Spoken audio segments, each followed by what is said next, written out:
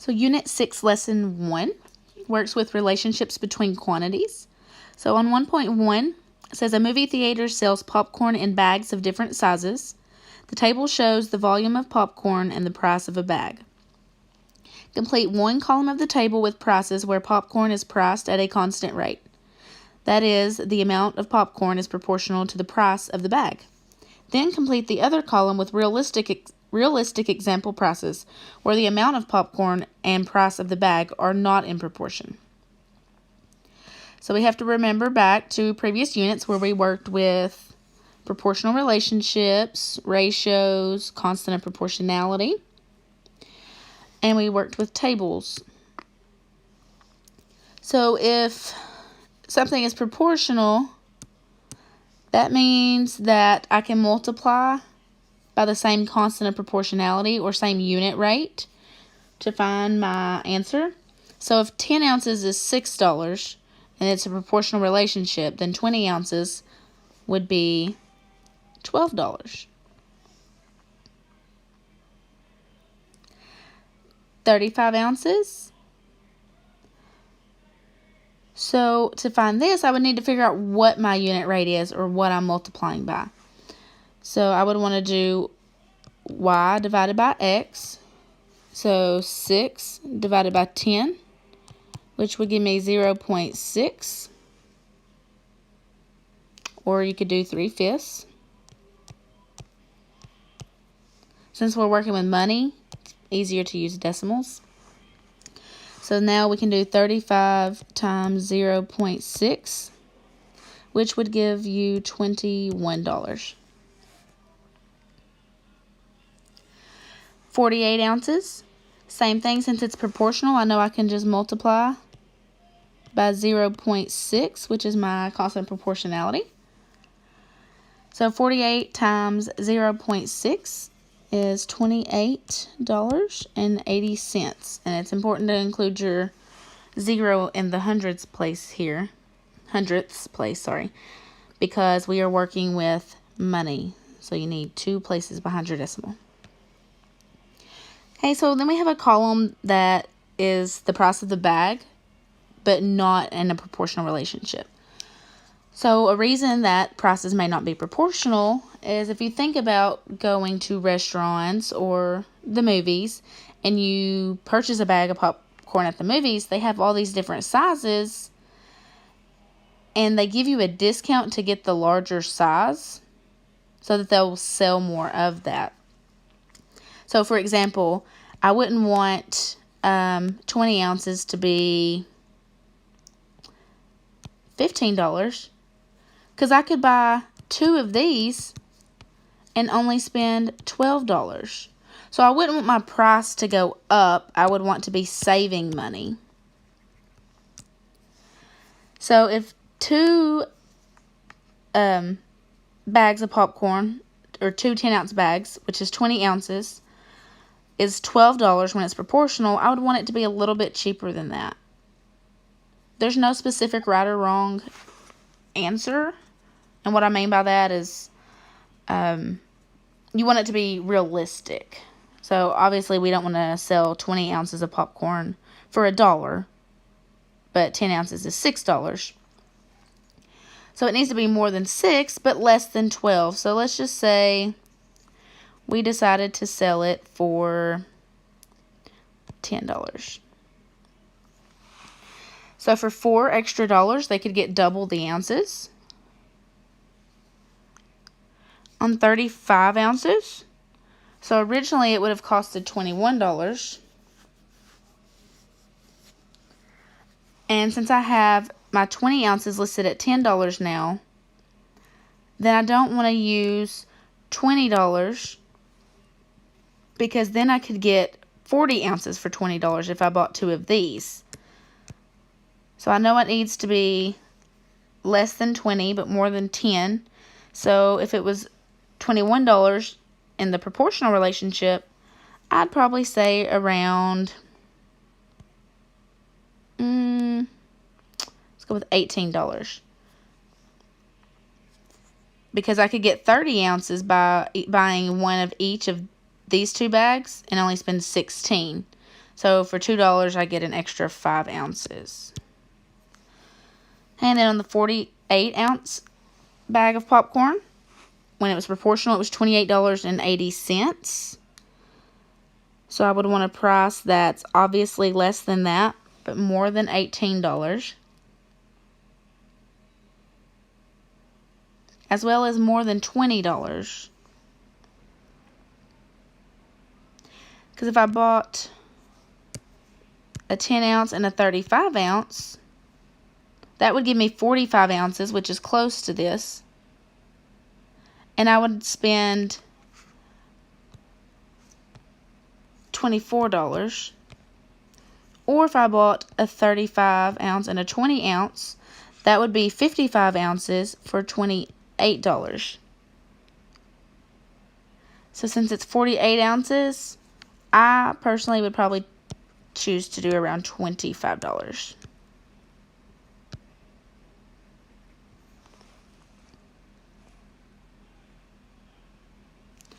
Okay, on 1.2, a state park charges an entrance fee based on the number of people in a vehicle. A car containing 2 people is charged $14. A car containing 4 people is charged $20. And a van containing 8 people is charged $32.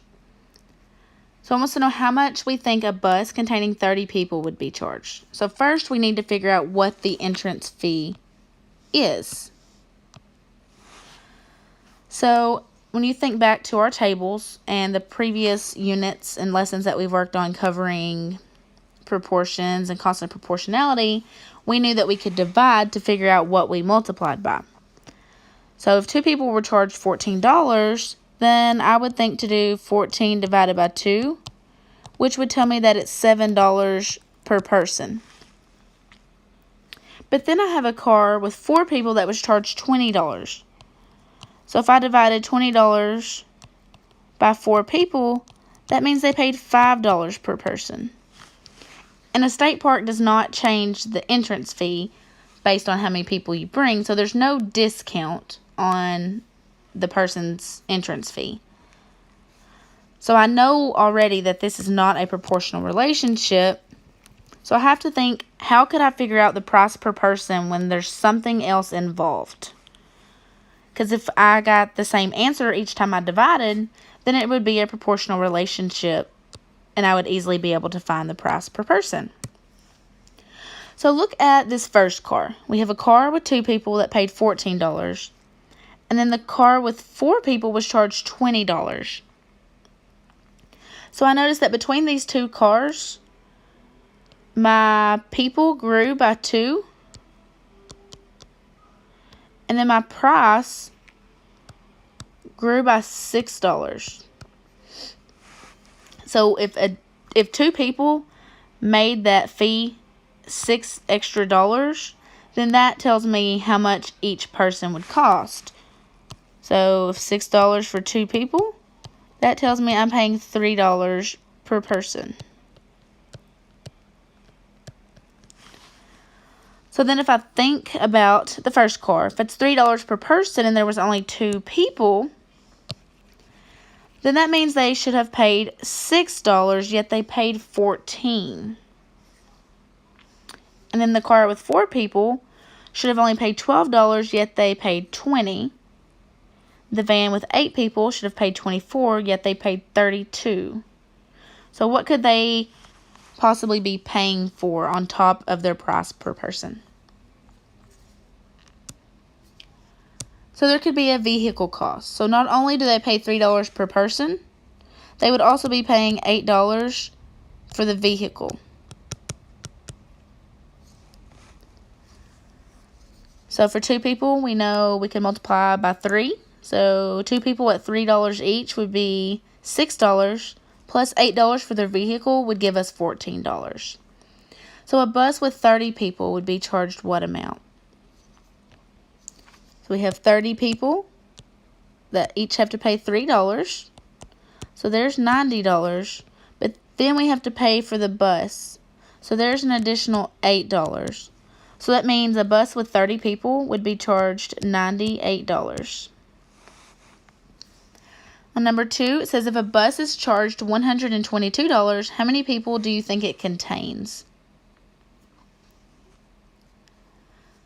So I know you may consider dividing by 3 since it's $3 per person to get your answer. But this will not give you your answer because you have to take into account the charge of the bus. So it was $122, but the bus costed $8. So that means the people for themselves actually only had to pay $114. So then we can divide that by 3. So 114 divided by $3 per person tells me that there were 38 people. So number 3 says, what rule do you think the state park uses to decide the entrance fee for a vehicle? So basically, the information that we found would be the rule. So they charge $3 per person plus $8 for the vehicle. So $3 per person. So there's my multiplication. So I'll do 3 times P, where P represents a person, plus $8 for the vehicle. So it's just one vehicle, so it's just plus 8.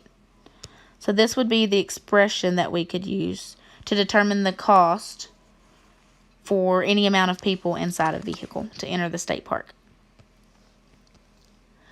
1.3, a toaster has 4 slots for bread, and once the toaster is warmed up, it takes 35 seconds to make 4 slices of toast, 70 seconds to make 8 slices, and 105 seconds to make 12 slices. How long do you think it will take to make 20 slices? So first we would want to check for a constant of proportionality. So if it takes 35 seconds to make 4 slices of toast, you can divide, or you could create a table. Since I'm limited on my space, I'm just going to divide. So 35 divided by 4, 8.75. So that tells me that it takes 8.75 seconds per slice. So then I can check the 70 seconds. So 70 seconds divided by 8 slices would also give me 8.75 seconds per slice. And then 105 divided by 12, which is also 8.75. So then I have determined that each slice takes 8.75 seconds. And I know I need 20 slices. So then I could multiply 8.75 times 20. And I would know that it would take 175 seconds. On number 2, if someone makes as many slices of toast as possible in 4 minutes and 40 seconds, how many slices do you think they can make? So this time, it gives us a set amount of time using minutes and seconds. Our unit rate is in seconds, so we would want to convert our time to strictly seconds. So each minute has 60 seconds. So I'd want to convert my minutes to seconds. So 4 minutes times 60 seconds tells me that there are 240 seconds in 4 minutes. And then it took an additional 40 seconds. So this was a total of 280 seconds. And then again, looking back, I know that 8.75 seconds is per slice.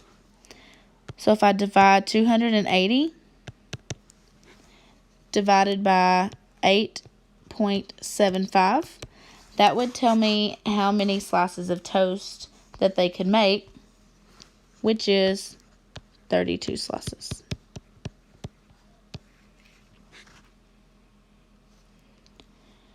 Okay, lesson 1 summary. So basically, we're just kind of refreshing a little bit about proportional relationships, how we know if a relationship is proportional or non-proportional. So if you remember, when we have an equation and we just multiply by a constant of proportionality, then it's going to be a proportional relationship. If our equation has addition or subtraction or exponents, then we know it does not represent a proportional relationship. But there are many times where we need to use equations like that to solve for some unknown amount. So this unit will be expanding a little bit more with our equations to dive a little deeper to represent some non-proportional relationships.